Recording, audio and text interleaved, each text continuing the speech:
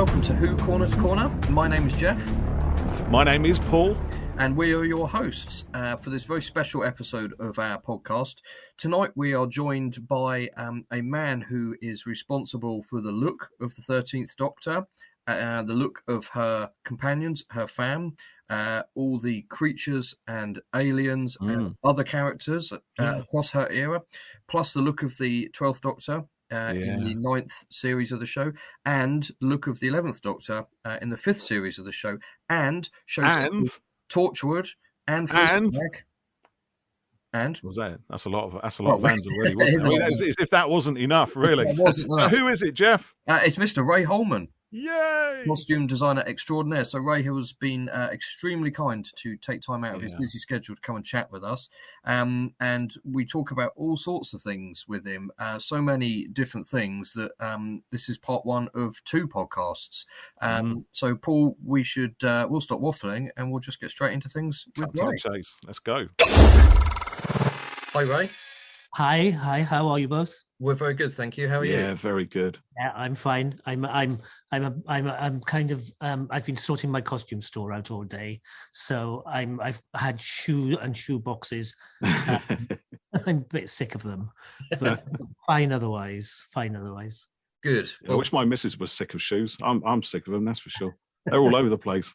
Presumably, though, these are costume shoes, not your personal shoes. Boxes and boxes and boxes of costume shoes. Yeah. Maybe you could send some of your wives down to Ray to clear some room at home. Yeah, I might do, actually. Yeah, just on the quiet so she doesn't. She will notice, though. She will notice this. I've got plenty, thank you.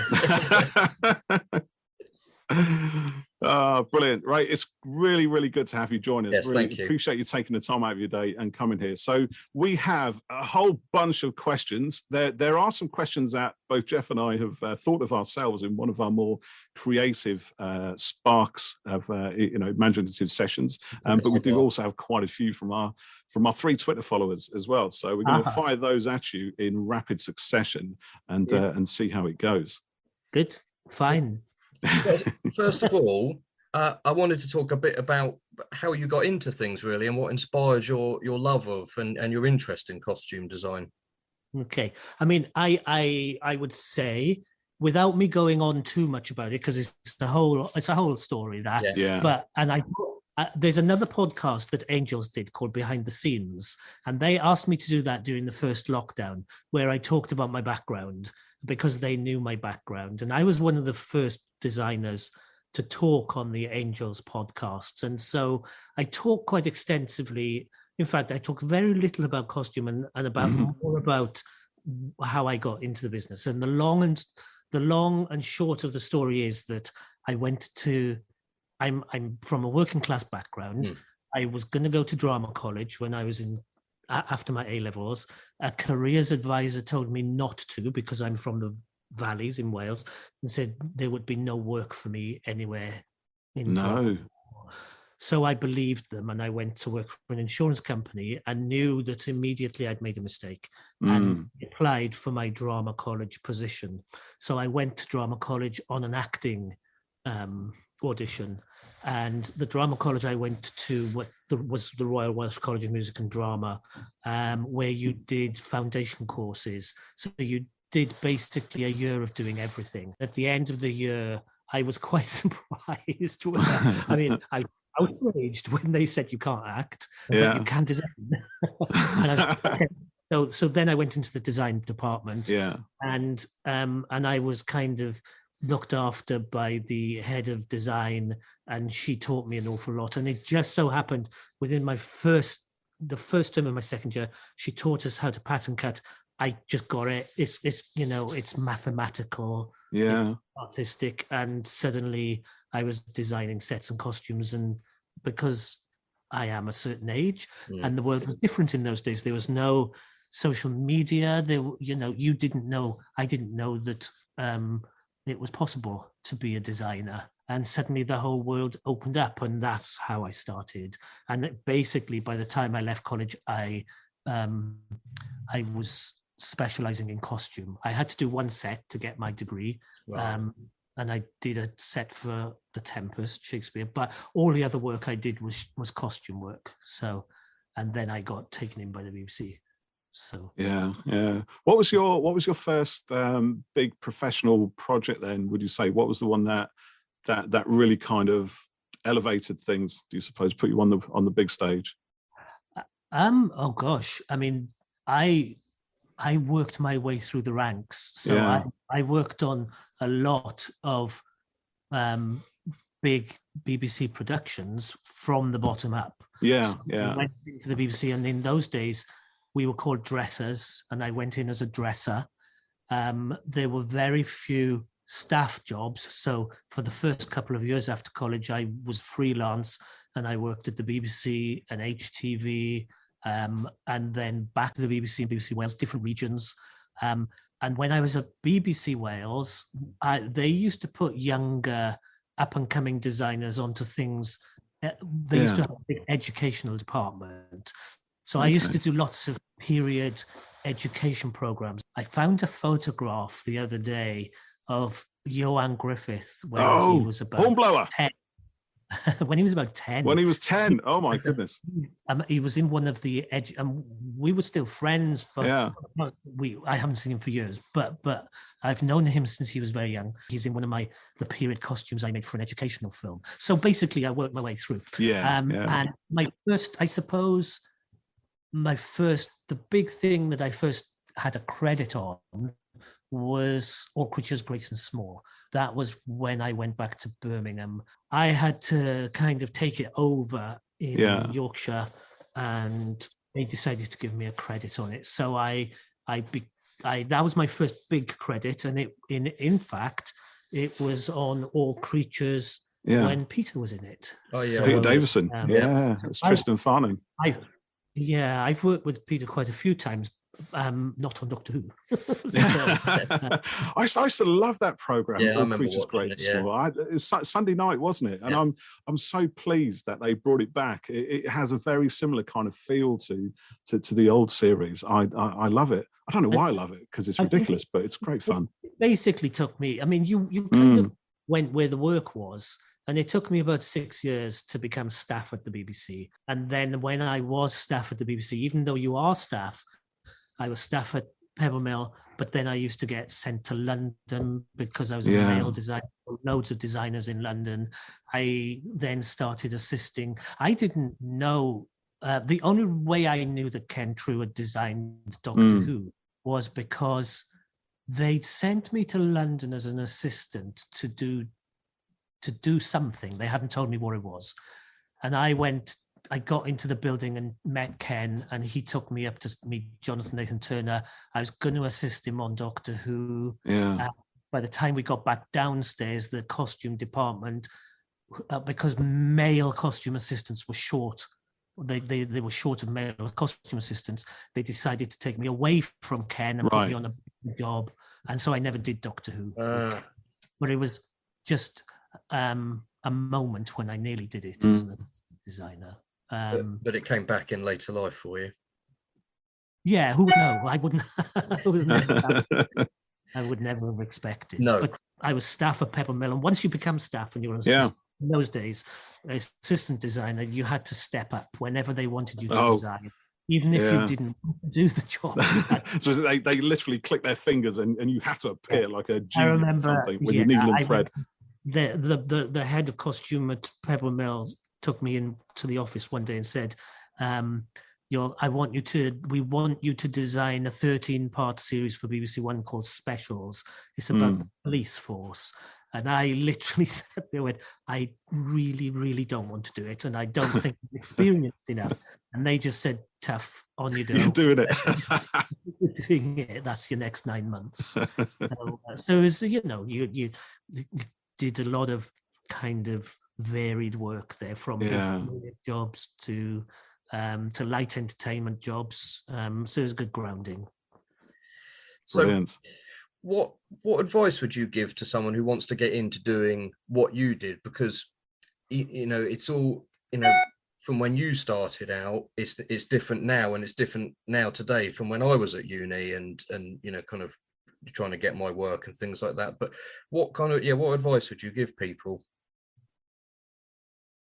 I think it's more accessible There's more work around. Mm. There's certainly more work around in the UK, and there is quite a lot of work around in South Wales. People, even you two, we set up this meeting because of social media. In my day, it wasn't. You didn't have any of that. You had to write to people. You had to go and have meetings with people. I mean, people can message me now on social media, and maybe I can reply and maybe I can't. I reply to as many things as I'm allowed to reply to. So it's easier to see where the jobs are, but it's also harder because I went to college on a grant, and I would say people can still go to college on a grant, but it's more competitive these days. In my day, I didn't know these kind of jobs existed. And now the world has changed so much that everybody knows that you can be a costume designer or a makeup designer or a writer, no matter what your background is. And so it's more competitive. So you just have to keep going. There are a lot of things in the world to help people get into the industry. I train people all the time on my productions. Everybody thinks that you can train millions of people. I train one person every time. A new production. You can't, there's not. But there are traineeships available for everybody. So there are placement people like Screen Skills who run paid trainee and internships, and you have to apply for those, and you have to apply for them, or you have to find a designer who will suggest you. But also, I would say, you need to know your background. You can't just do these. You can't just want to do the jobs and walk into them. It's no good. You even designing, when I didn't want to do that job at the BBC, I really didn't want to do it because I didn't think I was experienced enough. And I did it and it was fine, but I wouldn't say it was my finest hour, and I wouldn't say it did my confidence any good. I mean, the idea that you can say you can do it, you can say, I want to do that, but when you're doing it, it's a different. It's a very different thing. Getting that experience is so important, isn't it? And I work with a lot of camera guys, and when they're starting out, it's all about taking those unpaid bits of work, building up the CV and the credits and things, because that's the stuff that's going to help them to get more work and grow. And I am a bit more strict with that, because I won't let anybody come and work with me or get experience who are unpaid. So even if people, if they're attached to education, that's fine. And if they're at college and they want to come into my workroom and do some work or come on set, that's fine. But I don't. I have to pay anybody who, even if they want to get the basic experience. I agree. Because it becomes, you can take advantage of people. People can be exploited. I feel bad if I've got someone who's come to work, to gain experience, and they're not earning something out of it. And so, I've got a couple of guys I work with a lot who started just, effectively on work experience and kind of built up and do quite a lot regularly with me. But like you said, it's so different now. I remember literally walking around Soho, knocking on doors, trying to get meetings and putting letters in, sending them to studios and stuff. And, you wouldn't need to do that so much. No, you don't need to do that now. You can just send your CV to designers' agents or directly to designers, or, it's a different world. I think that, I think a lot of the costume designers in the UK at the moment do a lot of training. We don't just, I think it's different to America. We don't just do internships where people work for nothing. We want people to earn their money and put them on a good footing to move forward. So okay, well, that's brilliant. Thank you, Ray.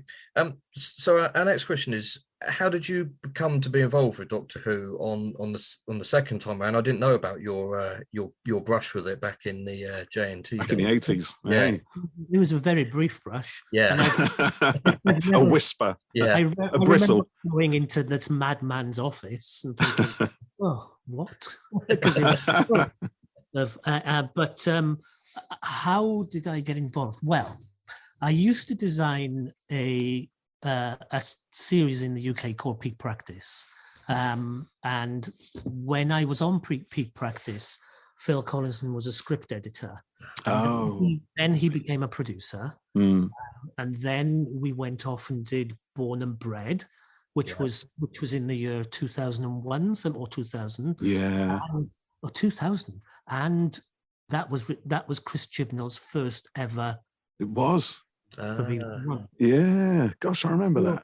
Produced the first series of Born and Bred, and then I went off. Then we went and did Sea of Souls. So basically, I knew Phil, and we were doing Sea of Souls. I think when he said that they were bringing Doctor Who back, and strangely enough, I didn't think I'd done quite a few period things, and quite a few. I was known as a contemporary costume designer. And when they brought Doctor Who back with Russell and Julie and Phil, I didn't think that I would be able to. They didn't know, and there was a moment when they didn't know how they were going to do creatures. I didn't think I would be able to do it, and so I just avoided that one. So I can go and do it basically. And because there was a lot to do with timing, because I was still involved with Sea of Souls, but also I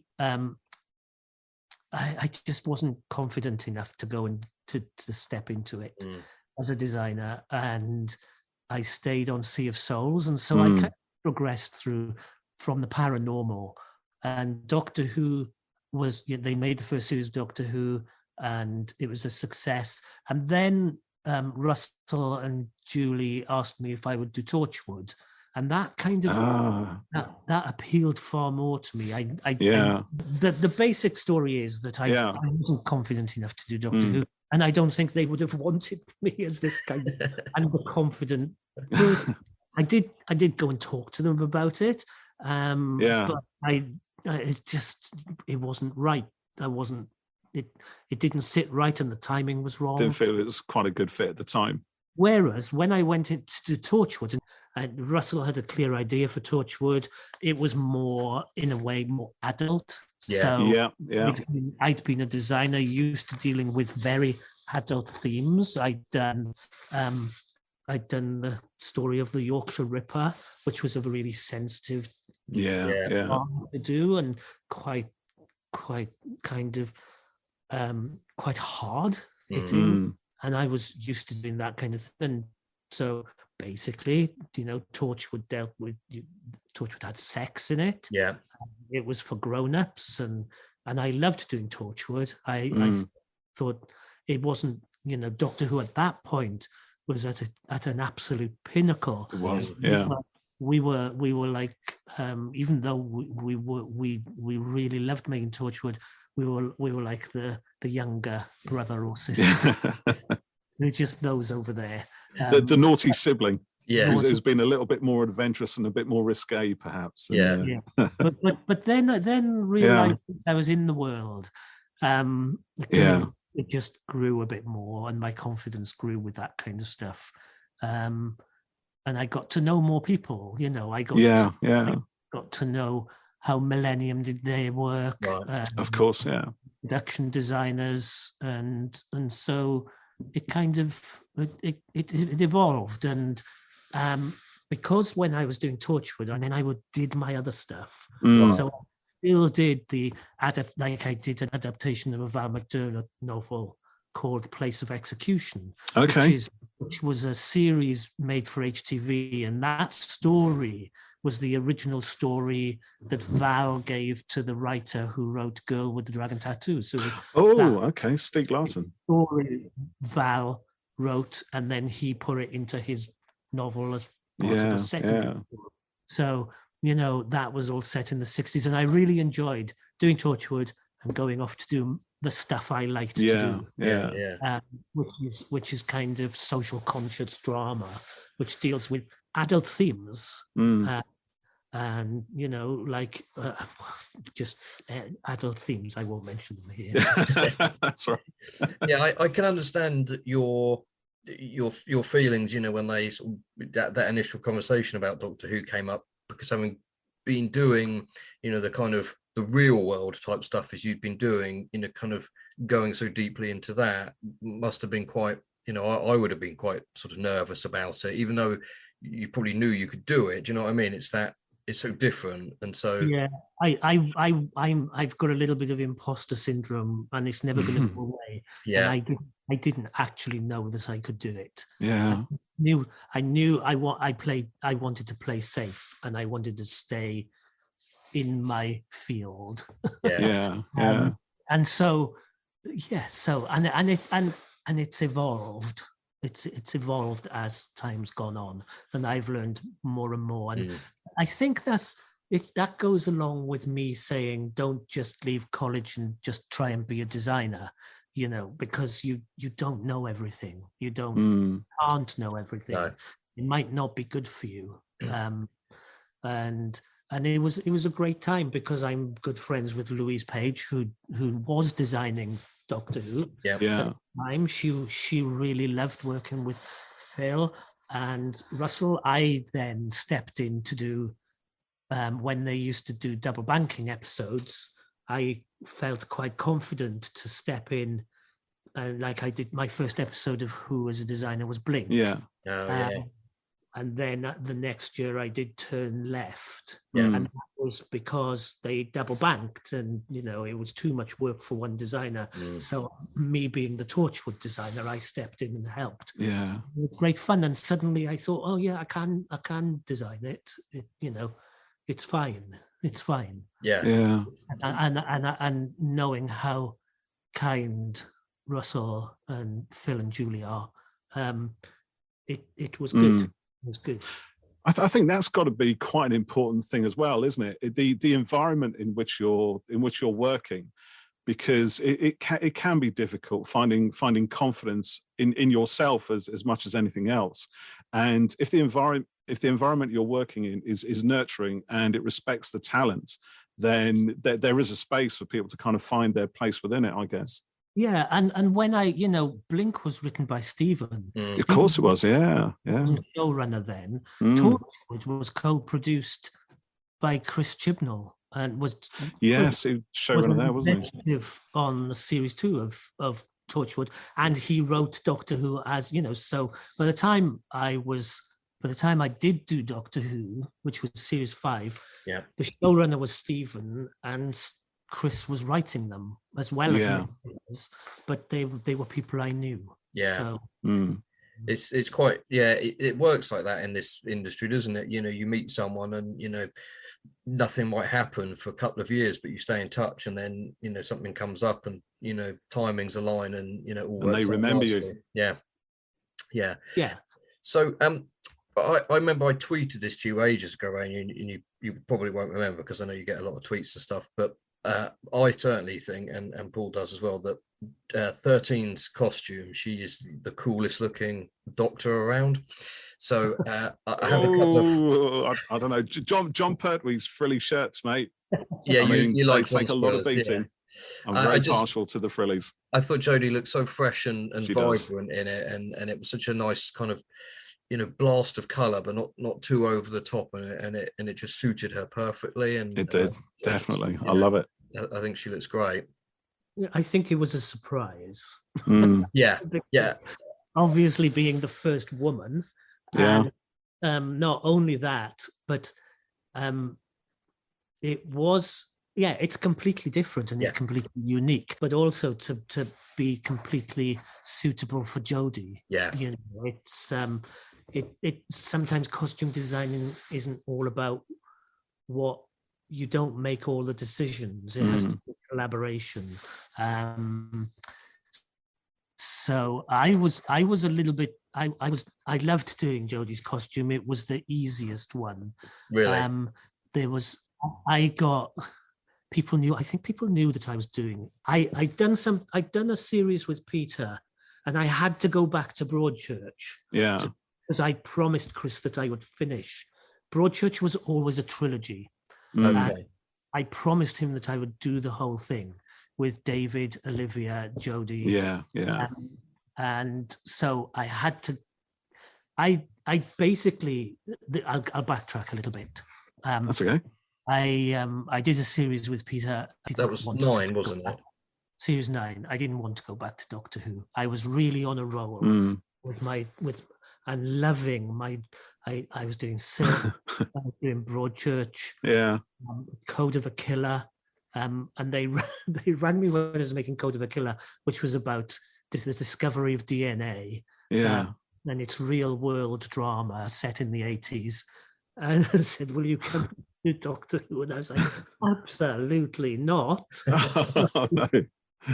And anyway, I did go back, and I worked on one of Peter's series, and I absolutely loved it. Yeah. I didn't think I would love it, and I did, and I didn't want to leave it to go. Oh, really? I had to be honourable and go back and do a Broadchurch. Do the Broadchurch thing, yeah. So I did that, and I thought, oh well, I've messed up Doctor Who again because I've left it. but, if you're freelance, yeah. And I know that all Doctor Who fans will kind of go gasp, shock. He wants to go off and do other things, but you have to be objective about Doctor Who. You can't be the biggest fan. And so when I went back, basically, I can't remember when I was told, but I found out from Chris that he was the new showrunner. Right. And he said, "So you can go back to Doctor Who?" And I said, "Fantastic," because I had a great time with Stephen and Peter and Brian Minchin. And it had really kind of done no end of good for my confidence. Yeah. In that series, and then I thought, oh, that's fabulous. And then, of course, we did the. I found there were a few of us who knew who the new Doctor was. Yeah. And it was Jodie, and I knew her very well, and we had to keep it secret. And Jodie and I went for secret meetings, right, in my club in London, which is a club which helps the homeless. And I was doing a series called The Split, and I was in London working on for Jane Featherstone, about these solicitors and family lawmakers. Which was great. So I was.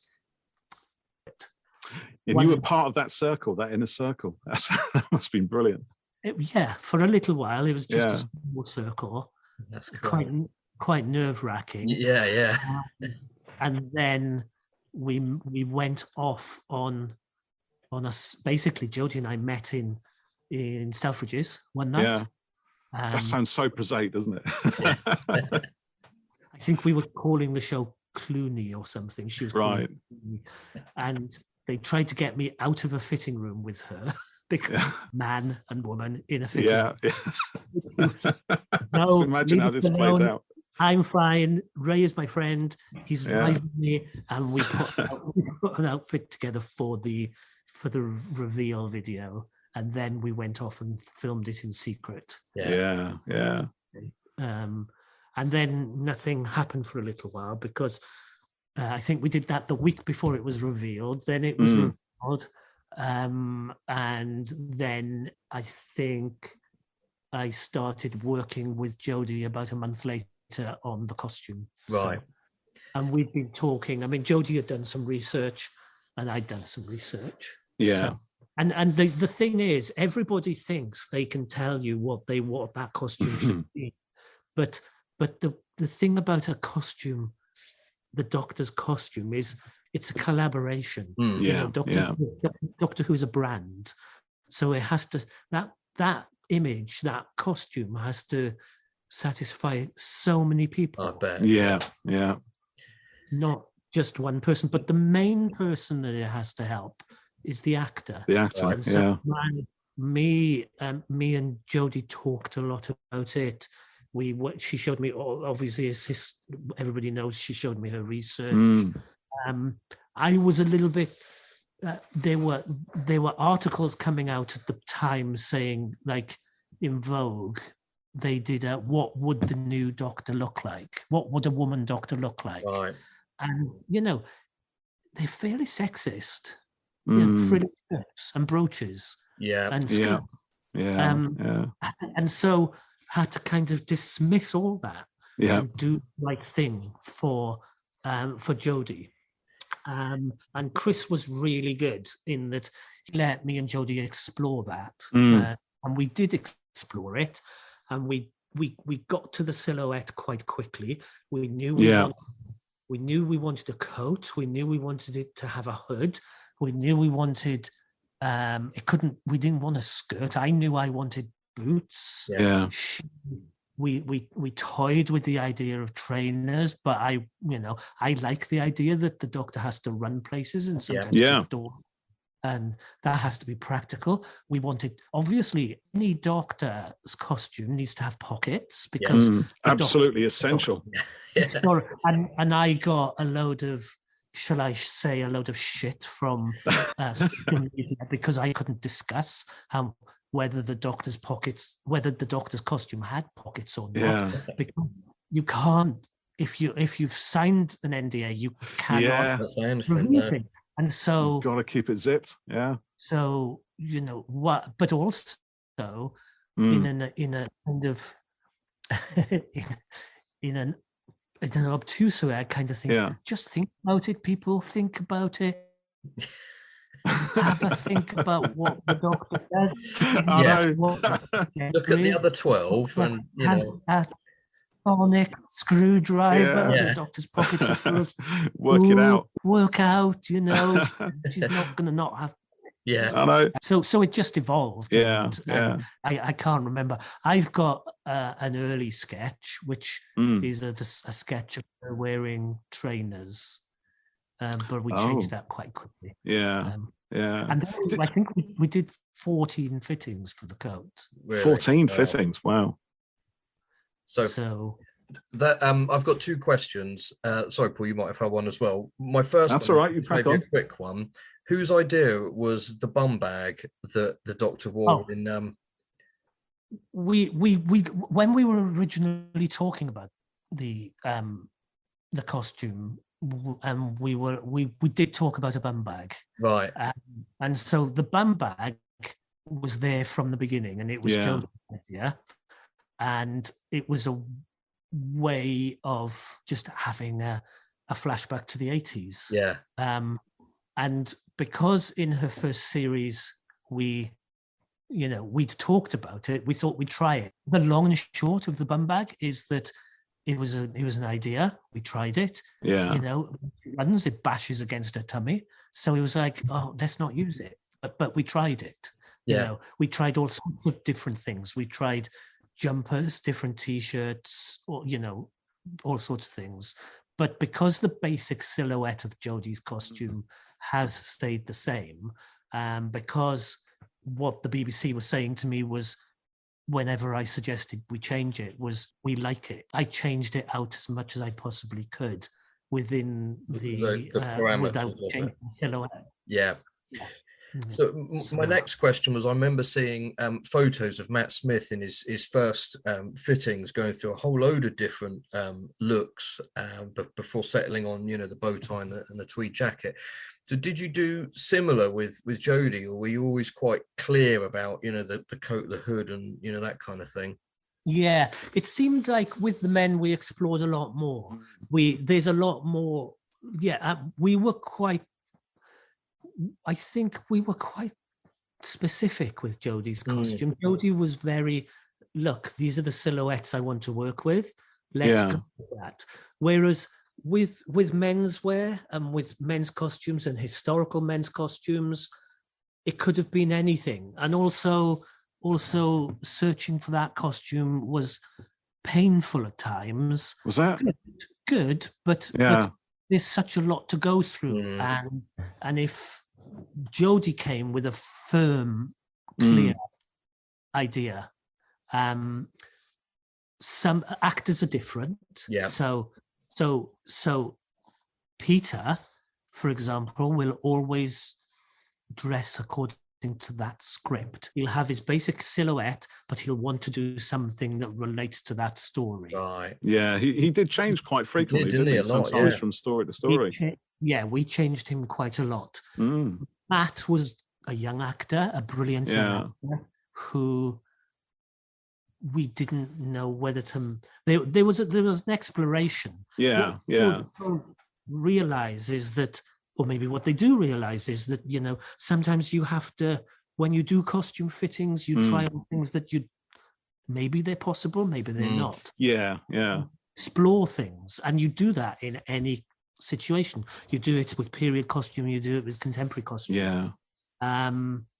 So once you know what we did with Matt is on a feature film, you might have 3 months, 6 months prep. On Doctor Who, you have 5 weeks. Right. 5 weeks. That's it. So I think I had 6 weeks with Matt, and within that 6 weeks, we had to do a press release of his costume. So I think we had 5, and it was getting really, you know, we couldn't really think what it was going to be. But what it did for Matt was he was reading more and more about what he wanted his to be like. Yeah. And so young designer, he wanted to feel older and geekier. And so you've got all the possibilities of history. He wanted a tweed jacket, and even when we did the fitting with Stephen and Piers, Beth in the room, we knew the tweed jacket was right, and we knew that he needed something else. I had the Paul Smith shirt, and the boots and the rolled up trousers. And Matt said, "Let's try a bow tie," and we went. Yes, okay. Because we all know bow ties are cool. Yeah. Or should we both try a tie? And the tie didn't work, and the bow tie was like, "Wow, that's brilliant." That finished it. But it's you know, you have to experiment. And I feel like it feels to me, and I'm very sensitive and a bit sensitive about things, like people say, "Oh, look, you had to go through all those costumes before you could find one for Matt." That's about being sympathetic and about helping the actor and helping the production find its way. You know, it's about all sorts of things, and then you get to Peter, who wants to read a script and then decide what his costume is going to be, and then you get to Jodie, who has a very firm idea about what he wants to do.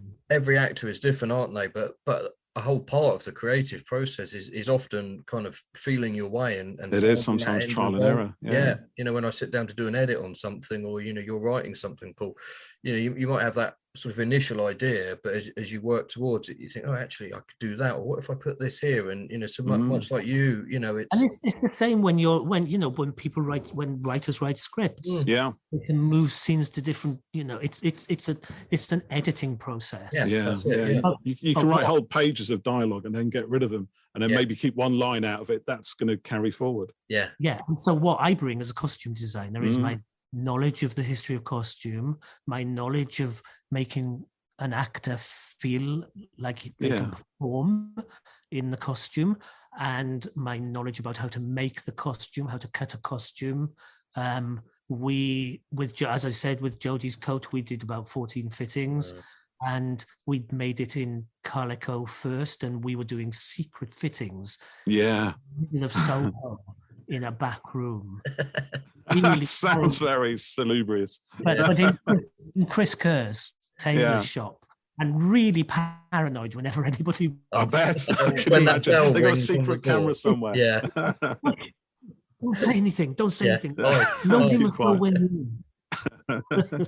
So this one here, who is Salty Space Ghost at Salty Girl, who asks, I'd love to know about the concepts and thinking behind the 13th Doctor's outfits, particularly the rainbow stripes on 13's t-shirt. Is there any significance to the colors? So picking up from where we were, really. It's a rainbow. And Jodie specifically asked for a rainbow. Because we knew the series would be inclusive. Please don't shoot me, because Doctor Who has always been inclusive. Absolutely right. Absolutely. And the point about the rainbow is that we weren't thinking about whatever had gone beforehand. Yeah. We were thinking about what this needs to be to move forward. We were putting a rainbow into the costume because we wanted to, and we're not going to not do it because somebody's going to disagree with us. But the point of the rainbow, the point of color in the Doctor's costume is moot, in fact, because I just come from I'd done Matt, I'd done Peter, and literally when an actor says, I want this costume to be colorful, you kind of I did go a bit quiet and thought, how we it could have ended up like Colin Baker's outfit for the Sixth Doctor, if you're not careful. But there's nothing wrong with Colin Baker's outfit. I actually love it. You don't want to copy it. Yeah, exactly. It has to be something unique. And so the rainbow is a really good way of putting color into the costume. When we were making the coat, I will say, I wasn't quite sure what color it would be, because we were making it in calico and getting the shape of it and recutting it. And Jodie had a very specific idea about the Doctor, and she wanted whatever the Doctor wore, whatever colors the Doctor wears, her Doctor wears, could be seen in the sky at any time. So that's nice. That's beautiful. Yeah, I love that. Even when you put reds on her, they're colors from a sunset, and so so it had to be based on blues and any color that was in the sky, and that was a really good way to move forward. And when Jodie said, I'd quite like the coat to be, we chose the light grey because, well, Jodie chose the light grey. I thought it should be a bit darker.